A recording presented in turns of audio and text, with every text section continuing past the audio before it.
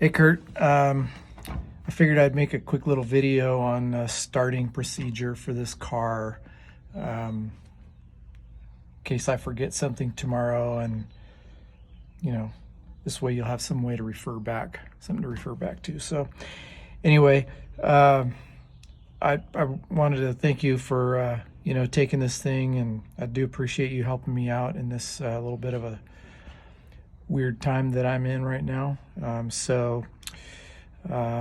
Anyhow, I hope that you enjoy it, and I hope that you can kick the can a little down the road, so to speak.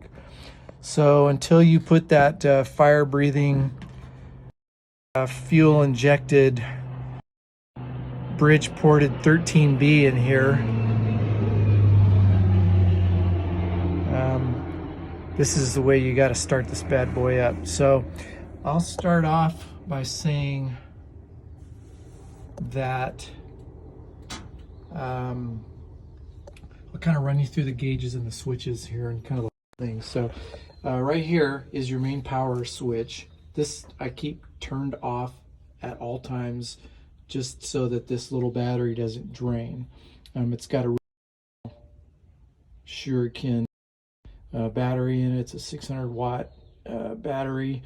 I've never had any problems with it cranking over, but I do have to keep a trickle charge on it leading up to a time when I would be starting it and running it. So straight up and down is on. All the electrics are on at that point, or at least there's power now to the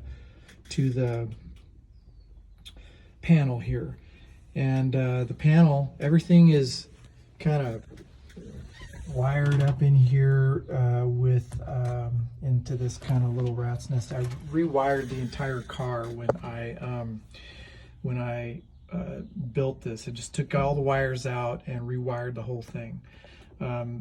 So this first switch right here, and I'm going to finish labeling these here in a second. I had to fiddle with them to remember what they were, but that first switch right there is your electrics switch. That's basically the on switch. Of course, that's a start button. This is your fuel pump switch right here, and I'll mark that as well. So this thing, this will be the first start since I parked this at the end of last season. And the fuel pump takes a little bit of time to prime, and then I give it about 5 or 6 pumps.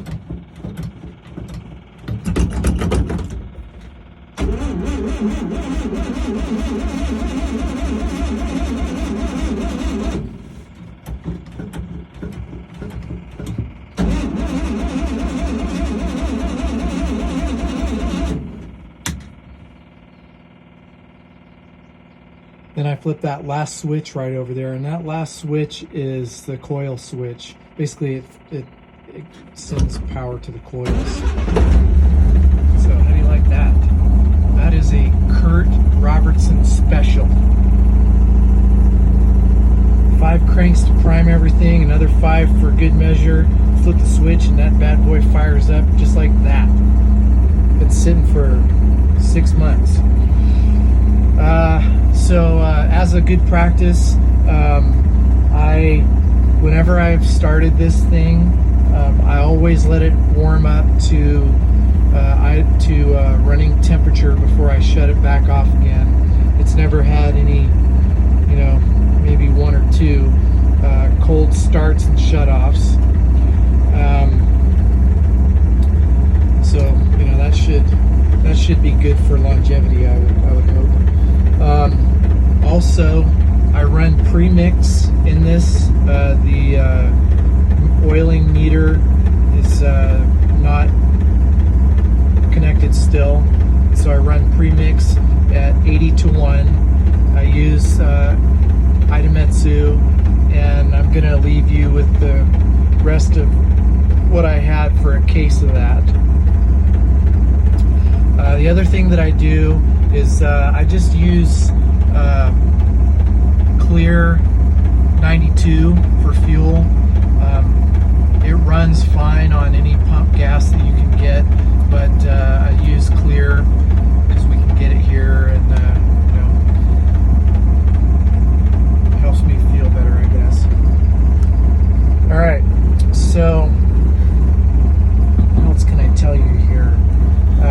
Okay, so let's run through the gauges. Obviously the voltmeter, you know, if you're looking at that, it says the oil pressure gauge, but I went ahead and put a little sticker on it because sometimes those gauges are a little bit hard to see when you're running.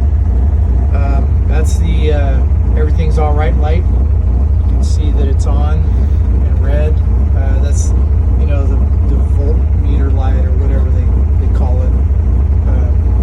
So I heard someone call it the everything's all right light one time before. That's stuck. So the oil pressure is on the left, obviously the tachometer, and the water temp is this first gauge here, and then the farthest gauge out is the oil temp. So I've got an oil temp and water temp on it also. The oil pressure on this car runs low. I didn't do any kind of a modified oil pressure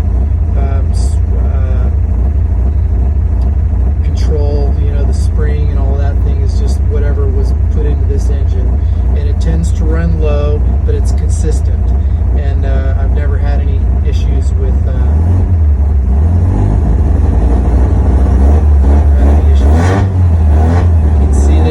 Pressure, you know, with the revs, but and I run 50 weight racing oil in here, and you know, after it gets nice and hot, it, you know, you'll see the oil pressure kind of drop down, but it rarely ever goes up over 25 to maybe 30. What else? Okay, so these switches here, again, this is your that's your all-on switch. This is your switch to the coils right here, and again, I put that in there just so that I can crank it without it firing, so I can you know, get fluid circulating and whatnot. And then this one is the fuel pump switch. These are two switches that control the electric fans. I've got one fan on each switch because sometimes I just want one fan running, and I don't want both of them drawing down. You know, putting a load on the alternator. Sometimes on the hot days, I run both of the fans. But you know, that one's not optimal for what I would say long you know, duration events. But it's perfect for autocrossing because I really only turn the fans on when I'm sitting in the grid, on the grid. This thing warms up and it runs nice and steady, you know, up in the 180 to 200 degree range for water. Oil doesn't get quite that hot, as I recall. Yeah, that's basically it. So I'm going to go ahead and finish putting these labels on for the switches, and